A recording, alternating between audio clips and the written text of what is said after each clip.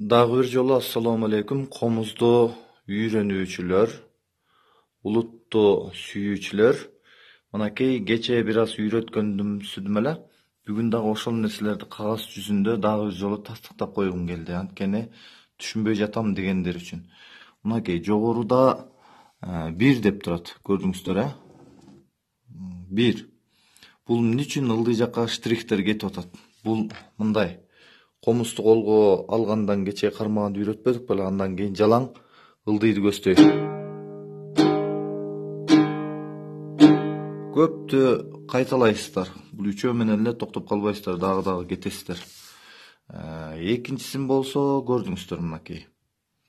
Экинчиси болсо, мына биринчиси түшүнүктүү болду окшойт, птичка коюп коеюн. Экинчиси болсо штрихти көрдүңүздөр, астыга кетип атат, анан өйдө кетип атат. Астыга дегенибиз жанагы сөймөй менен астыга, бул болсо өйдө штрих кеткени бармак менен, жалаң тырмактын үстүлөрү менен мынакей. 1, 2, 1, 2.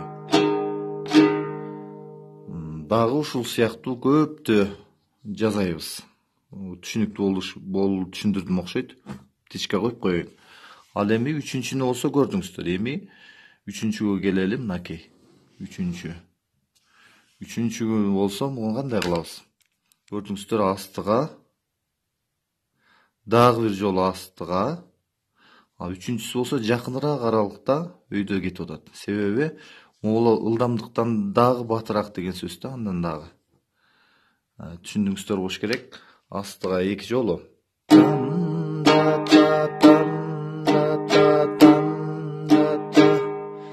Кыскасы болсо астыга 2 жолу дегеним, 1, 2, 3. Үчүнчү ылдамдыгын батыраак жазайсыздар. 1, 2.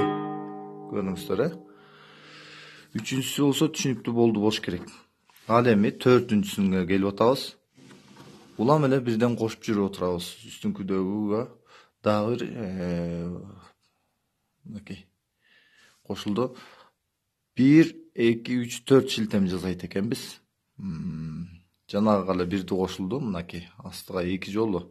Дагы тезирээк убакытта өйдө штрих кетип атат. Андан кийин ылдый бир жолу. Бул мындай.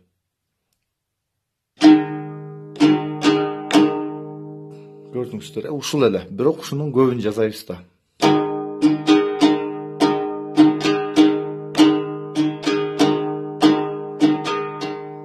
Түшүндүңүздөр. Төртүнчүнү түшүндүрүп алдым. Птичка. Ал эми 5-чиге келели. 5-чиде 5 шилтем колдонулат экен. Жанагы 4-чүгө эле бирөө кошулуп атат, көрдүңүздөр. Бул мындай болот.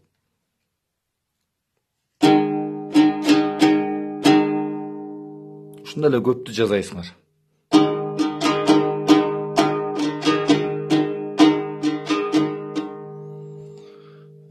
Түшүндүңүздөр окшойт. Мынакей. Мунун сүрөтүн тартып жөнөтүп ийем буюрса. Кече комуздун оң кол менен кантип чертип ыкмасын үйрөнгөнбүз. Бүгүнкү болсо сол колдо комуздун моюнун үн чыгаруучу жайларды баса турчу жакта кантип кармашыбыз керек, ошону үйрөтөйүн. Буну болсо жакшылап үйрөнүп алыш керек. Кээ бирде жаңы үйрөнчүктөр могул жерди жабыштырып алат да. Могул жерди жабыштырып алганда эч кандай бул бармактын баары, манжалардын баары кыймылдай албай калат. Ошон үчүн бул жерди ачыш керек. Бул жерди учкай эмес, мынтип кармай алса эч баса албайт. Кенен эле мындай эле. Анан комузда көп позициялар бар, биякта бияктан чертет. Кээ бирде жылдырып черткенге туура келчү учурлар болуп калат. Ошон үчүн мындай кенен комуз кенен жыла тургудай болуш керек. Ыкмасыча. Көрдүңүздөр. Болду ушундай эле, башка эч. Анан колдорду машыктыра бериш керек. Азырынча кайсы жерди басасыңды үйрөтүп элекпиз да. Ошого чейин колдорду көндүрүш керек. Кылдардын үстүн басыш керек. Кылдардын үстүн басууда көбүнчө тигирээк басканы жакшы болот да. Тигирээк мынтип жаткызып алып баскандан дагы мындай тик баскан өтө жакшы болот. Таза дагы үн чыгарып берет.